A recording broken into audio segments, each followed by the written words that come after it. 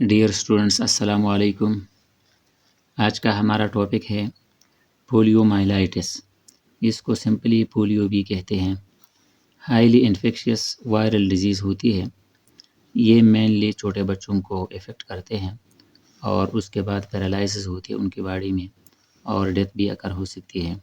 پیرالائسس وہ پروسیس ہوتا ہے کہ جس میں سینٹرل نروس سسٹم اور باڈی کے مختلف مسل کا آپس میں کنیکشن کٹ جاتا ہے، یعنی نروز پیرالائسس میں افیکٹ ہو جاتے ہیں، جن کی وجہ سے یہ کنیکشن باڈی اور سینٹرل نروس سسٹم کا یہ کٹ جاتا ہے، جس کو پیرالائسس کہتے ہیں۔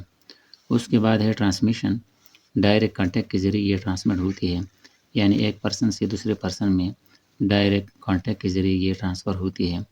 اس کے بعد میوکس جو ریلیز ہوتا ہے رطوبت باڈی سے، تو اس سے بھی یہ ہیلتھی لوگوں میں ٹرانسفر ہو سکتی ہے اور فلیم کے ذریعے بھی یہ ٹرانسفر ہوتی ہے۔ By contact with infected phases, infected phases سے کنٹیکٹ کے نتیجے میں بھی یہ ہیلتھی لوگوں میں ٹرانسفر ہو سکتی ہے۔ آفٹر انٹری تھرو موتھ اور نوز، یعنی موتھ یا نوز کے ذریعے یہ باڈی کے اندر یہ باڈی میں انٹر ہوتی ہے اور پھر ملٹیپلائی ہوتی ہے تھروٹ اور انٹسٹائن میں، اور وہاں سے یہ اسپریڈ ہوتی ہے بلڈ اور لیمف کے ذریعے، پورے باڈی میں یہ اسپریڈ آؤٹ ہو جاتی ہے۔ اس کی انکوبیشن کی جو پیریڈ ہوتی ہے وہ 5 سے لے کر 35 ڈیز تک ہوتی ہے۔ آفٹر دیٹ سمپٹمز ہے muscle paralysis and then can lead to death, یعنی مسل کی پیرالائسس ہوتی ہے جس کی وجہ سے کبھی کبھار ڈیتھ بھی اکر ہو جاتا ہے۔ کامنلی مسلس آف لمبس افیکٹڈ، یعنی جو 4 لمب یا ہائنڈ لمبس ہوتے ہیں ان کے مسلس اور ان سے جو کنیکٹڈ نروز ہوتے ہیں وہ مینلی افیکٹ ہو جاتے ہیں۔ اینڈ ریسپریٹری پرابلمس کریٹ ہو جاتے ہیں۔ اسٹیفنس ان نیک اکر ہو جاتے ہیں اور اس کے بعد ہیڈ فریلی موومنٹ نہیں کر سکتا ہر طرف۔ اس کے بعد ٹریٹمنٹ ہے، سمپٹم کنٹرول کرنے بہت زیادہ ضروری ہوتے ہیں۔ اگرچہ یہ اپنا کورس پورا کرتا ہے، بریتھنگ ہیلپ نیڈیڈ اور بریتھنگ سے ریلیٹڈ جتنے کمپلیکیشنز ہوتے ہیں ان کا علاج کرنا ضروری ہوتا ہے۔ اینٹی بایوٹکس میں مینلی ان اینٹی بایوٹکس کو یوز کیا جاتا ہے جو یورینری ٹریکٹ انفیکشن میں زیادہ کردار ادا کرتے ہیں۔ اس طرح ریسپریٹری ٹریکٹ انفیکشن سے ریلیٹڈ جو میڈیسن یا اینٹی بایوٹکس ہوتے ہیں ان کو بھی یوز کیا جاتا ہے۔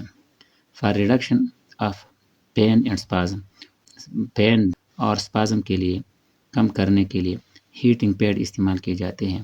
ہیٹنگ پیڈ ایسے پیڈز ہوتے ہیں جو ہیٹ دیتے ہیں اس افیکٹڈ ایریا کو، اس کو گرم کرتے ہیں، اس کے ارد گرد باندھے جاتے ہیں اور وارم ٹولس کے ذریعے بھی اس کے ارد گرد باندھ کر اس افیکٹڈ ایریا کو گرم کر کے اس پین اور اسپازم سے ریلیف مل سکتا ہے۔ اسپازم یہ ہوتا ہے کہ اگر کوئی مسل کنٹریکٹ ہو جائے اور پھر دوبارہ ریلیکس نہ ہو جائے تو یہی کمپلیکیشن، یہی کنٹریکشن آف مسل اسپازم کہلاتا ہے۔ اچھا، اس کے بعد ہے پین کلر کا استعمال کرنا، یا جس کو انالجیزک کہتے ہیں یا اینٹی پائریٹک کہلاتے ہیں اور اینٹی انفلیمیٹری کہلاتے ہیں۔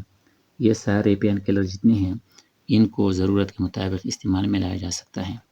فزیکل تھراپی زیادہ ضروری ہوتی ہے اور ایک فزیو تھراپسٹ فزیکل تھراپی کر سکتا ہے۔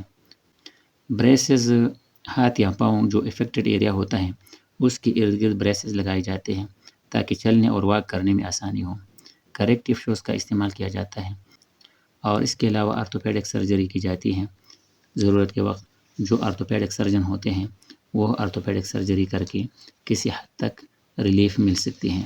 پھر ہے پریونشن ویکسینیشن کے ذریعے کی جاتی ہیں اور یہ ویکسینیشن تقریباً 90% افیکٹو ہوتا ہے۔ تو ینگ جو چلڈرن ہوتے ہیں 5 ایج تک، ان میں ویکسینیشن کے ذریعے اس ڈیزیز کی پریونشن کی جاتی ہے۔ Okay, thank you.